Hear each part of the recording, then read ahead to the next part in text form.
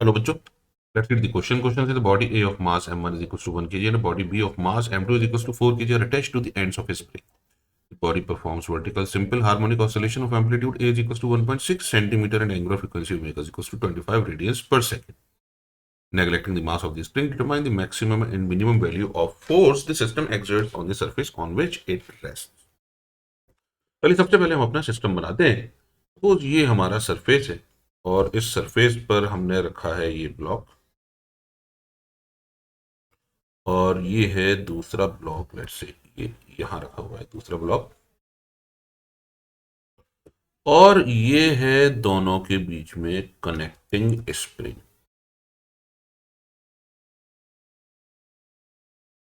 Alright, और ये हो गया मास हमारा m1 is equals to 1 kg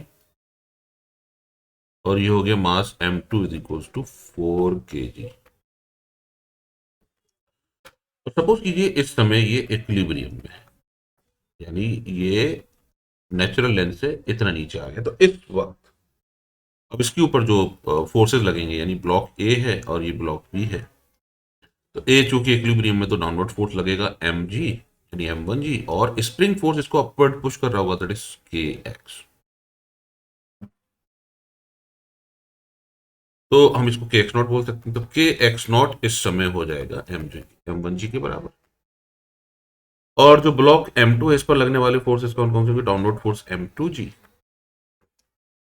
एक हो जाएगा स्प्रिंग फोर्स के एक्स नॉट ऑब्वियसली और एक नॉर्मल एक्शन है। तो हम देख सकते हैं एनबी की जो वैल्यू होगी that is equal to m2g minus k plus k x nought, यानी m2g प्लस m1g, ये एनबी की वैल्यू होगी। अब जैसे ही हम स्प्रिंग को इस पोजीशन से कंप्रेस करेंगे तो कंप्रेशन और ज्यादा होगा। कंप्रेशन और ज्यादा होने की वजह से एडिशनल एक स्प्रिंग में फोर्स डेवलप होगा इक्विलिब्रियम पोजीशन से बियॉन्ड, जो कि इस ब्लॉक बी को अपवर्ड पुल करेगा।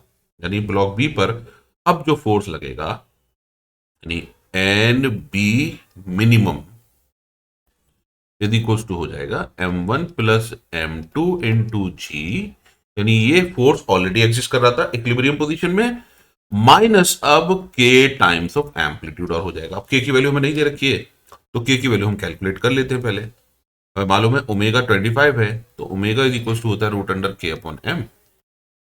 मास की वैल्यू 1 है तो 25 स्क्वायर इज इक्वल्स टू हो जाएगा k अपॉन 1, यानी k की वैल्यू हो गई 625। तो जो minimum value of contact force होगी वो होगी m1 प्लस m2 यानी 5 इंटू 10 माइनस के की वैल्यू 625 इंटू ए है 1.6 इंटू 10 पावर माइनस 2। सॉल्व करेंगे तो ये हो जाएगा 50 minus 10 which is equal to 40 newton. अब मैक्सिमम फोर्स कब आएगा? जब स्प्रिंग के अंदर एलोंगेशन शुरू होगा, यानी हमारा ब्लॉक पहुंच जाएगा ए इस पोजीशन के बियॉन्ड यानी ऊपर।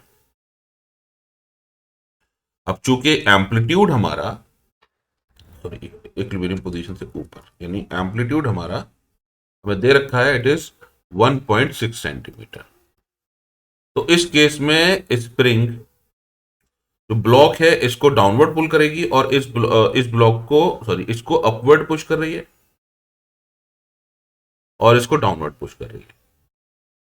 तो इस सिचुएशन में जो हमारे पास एनवी मैक्सिमम हो जाएगा दैट इज इक्वल टू, हमारे पास already m1 plus m2 into g, m1 plus m2 into g plus के ए, ये हो जाएगा 50 plus 10 again which is equal to 60 newton. तो ये हो गए हमारे answer. I hope you understood the solution. Thank you.